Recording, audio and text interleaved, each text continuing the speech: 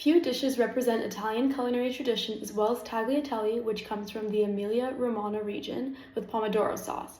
But beyond its delicious simplicity, this dish carries centuries of history, cultural significance, and a story of evolving food production. Today, we'll explore its origin, its production over time, and the skills required to make it by hand, such as we did. So first we're going to start on our dough, which consists of 2 eggs and 200 grams of 00 flour. So tagliatelle belongs to Italy's long tradition of egg-based pasta, but pasta itself existed long before it. The ancient Romans made a dish called laganum, which are flat sheets of dough similar to modern-day lasagna but without eggs. For centuries, pasta in Italy was made only with durum wheat and water, allowing it to be dried and stored. And this style of pasta dominated southern Italy, where the dry climate was ideal for preservation. But in northern Italy, a different kind of pasta emerged, egg-based.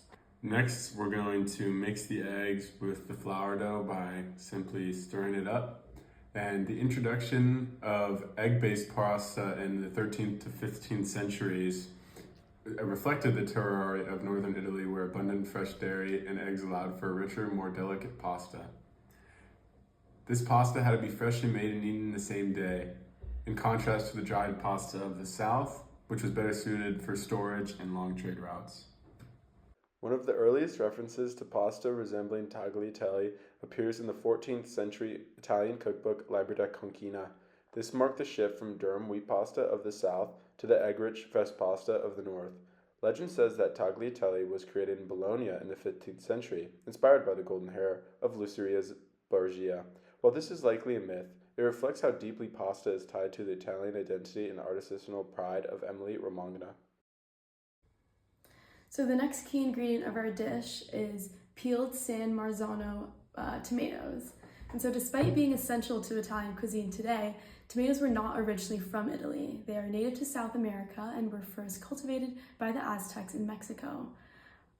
Spanish explorers brought them to Europe in the 16th century, but their adoption into Italian cuisine was very slow. At first, Europeans feared tomatoes. They were believed to be poisonous due to their bright red color. It wasn't until the late 1600s that tomato appeared in Italian recipes. One of the first written mentions of tomato sauce comes from Antonio Latini's Lo Scalo alla Moderna, describing a sauce made from tomatoes, onions, and herbs, a precursor to the modern pomodoro sauce. By the 18th century, tomatoes had become a staple in southern Italy, particularly in Naples, where they were cultivated in abundance. The volcanic soil of Mount Vesuvius played a crucial role in their development, giving San Marzano tomatoes their distinct terroir, a unique combination of soil, climate, and geography that enhances their sweetness and low acidity. San Marzano tomatoes hold DOP status, ensuring that only tomatoes grown in the specific region can carry the name. This strict labeling protects artisanal agriculture traditions and highlights the principles of slow food, which prioritizes traditional high-quality ingredients over mass production. Now we're going to roll out our dough with our makeshift rolling pin. Before industrialization, both tagliatelle and pomodoro sauce were made entirely by hand. Pasta was rolled with wooden pins and cut with precision, emphasizing artisanal craftsmanship. Now that our dough is as thin as possible, where we can see the table underneath it, we're going to make some folds for our tagliatelle. By the 19th century, the rise of industrialization revolutionized pasta making.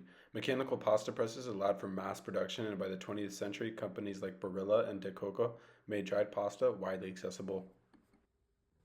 So now we're going to do our sauce, which contains peeled San Marzano tomatoes, diced garlic, shallots, and basil.